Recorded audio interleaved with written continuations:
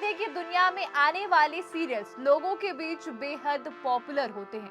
आखिर इन शोज के जरिए ऑडियंस का एंटरटेनमेंट जो होता है, कुछ डेली सोप जहां सालों सालों टीवी पर राज करते हैं, तो कुछ ऐसे भी होते हैं जिनके शुरू होने की खबर तो आती है पर अचानक ये बंद भी हो जाते हैं। लेकिन क्या आपने कभी किसी ऐसे शो के बारे में सुना है जिसे शापित कहा गया हो?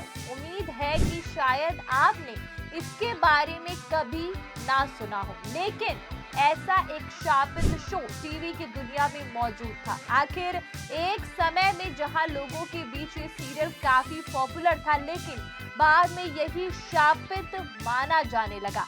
ऐसा इसलिए क्योंकि इसकी लीड एक्ट्रेस में से एक जो एमटीवी की फेमस वीजे भी थी, 26 साल की उम्र में चल बसी। इसके 2 साल बाद दूसरी लीड एक्ट्रेस की भी मौत हो गई और इन सब के बीच तीसरी एक्ट्रेस ने भी शोबाजी को ही हमेशा हमेशा के लिए अलविदा कह दिया। अब ये बात सुनकर आप भी यही जानना चाह रहे होंगे ना कि आखिर हम यहाँ किस टीवी सीरियल की बात कर रहे हैं। तो इस शो का नाम कैट्स है, जो साल 2000 की शुरुआत में शुरू हुआ और कूलनेस को दिखाने के लिए शो आया था। इसमें तीन लीड एक्ट्रेस थी। कैट शो में नफीसा जोसेफ और कुलजीत रंधावा और मालिनी शर्मा स्पाई बनी हुई थी और ये शो ऑफ चार्लीज एंजल्स का देसी वर्जन था और शो 2001 में 32 एपिसोड के लिए ऑन एयर हुआ था। शो की पहली लीड हसीना की बात करें तो नफीसा ने कैट्स को लीड किया था। वो इस शो से पहले एक मशहूर मॉडल और वीजे भी थी और इतना ही नहीं, नफीसा तो मिस इंडिया भी रह चुकी, लेकिन उन्होंने सिर्फ 26 साल की उम्र में खुदकुशी कर ली। बताया जाता है कि नफीसा जोसेफ ने प्यार में धोखा मिलने के बाद आत्महत्या कर ली थी।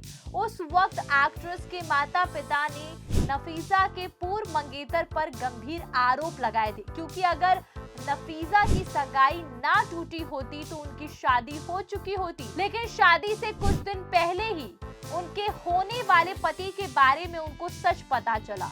वो उनको धोखा दे रहे थे और फिर 29 जुलाई 2004 को उन्होंने मुंबई के फ्लैट में फांसी लगाकर आत्महत्या कर ली। बता दें कि नफीसा जोसेफ का रिश्ता बिजनेसमैन गौतम खंडूजा के साथ था और दोनों की शादी भी होने वाली थी, लेकिन शादी से कुछ हफ्ते पहले रिश्ता टूट गया। गौतम ने नफीसा को ये बताया था कि 2 साल पहले उनका तलाक हो गया था, लेकिन जब नफीसा को सच पता चला तो वो बर्दाश्त नहीं कर पाई।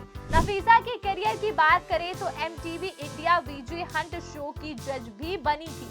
साल 2004 में उन्होंने स्टार वर्ल्ड का स्टाइलिश शो भी होस्ट किया। नफीसा ने सुभाष घई और ऐश्वर्या राय की फिल्म ताल में भी काम किया था। हालांकि फिल्म में उनका कैमियो रोल था। नफीसा ने टीवी सीरियल्स में भी काम किया। उन्होंने अपनी खुद की प्रोडक्शन कंपनी शुरू की थी। इतना सब हासिल करने के बाद भी कम उम्र में ही उन्होंने दुनिया को अलविदा कह दिया। तो नफीसा की मौत ने कैट शो की दूसरी लीड एक्ट्रेस कुलजीत रंधावा को भी झटका दे दिया। उस समय कुलजीत का करियर भी नफीसा जैसे ही 7वें आसमान पर था, पर बदकिस्मती से कुलजीत का भी अपनी बेस्ट फ्रेंड के जाने के 2 साल बाद निधन हो गया। जी हाँ, कुलजीत रंधावा का निधन 8 फरवरी 2006 के दिन हुआ था और उस वक्त उनकी उम्र सिर्फ 30 साल थी। जब कुलजीत अपने करियर की ऊंचाइयों पर थी, तब उन्होंने आत्महत्या जैसा बड़ा कदम उठा लिया था। उस समय कुलजीत के अचानक सुसाइड करने की खबर सुन हर कोई हैरान रह गया। तब कोई भी ये मानने के लिए तैयार नहीं था कि कुलजीत ने खुदकुशी कर ली है। कुलजीत मुंबई में अपने ही फ्लैट में फंदे से लटकी हुई पाई गई थी। मौत से पहले वो एक सुसाइड नोट भी छोड़ गई थी। मीडिया रिपोर्ट के माने तो उस सुसाइड नोट में साफ साफ लिखा था कि किसी को भी उनकी आत्महत्या के लिए दोषी नहीं ठहराया जाना चाहिए। उन्होंने सुसाइड नोट में ये भी लिखा था कि वो जिंदगी के किसी भी प्रेशर का सामना नहीं कर सकी। हालांकि कुछ लोगों का ये भी कहना है कि उन्होंने ऐसा कदम प्यार में धोखा खाने के बाद उठाया। कुलजीत के निधन के बाद ऐसी खबर सामने आई कि वो अपने पूर्व को स्टार भानु उदय के प्यार में थी और उनके रिश्तों में खटास आने के बाद कुलजीत ने आत्महत्या का कदम उठाया। तो एक के बाद एक हुई इन मौतों ने कैट्स को लेकर डर और रहस्य को और गहरा कर दिया। वहीं इस तिकड़ी की तीसरी हसीना यानी कि एक्ट्रेस मालिनी शर्मा की कहानी भी ऐसी नहीं लेकिन रहस्यमयी रही। दरअसल मालिनी को 2000 की शुरुआत में अच्छा नेम फेम मिला।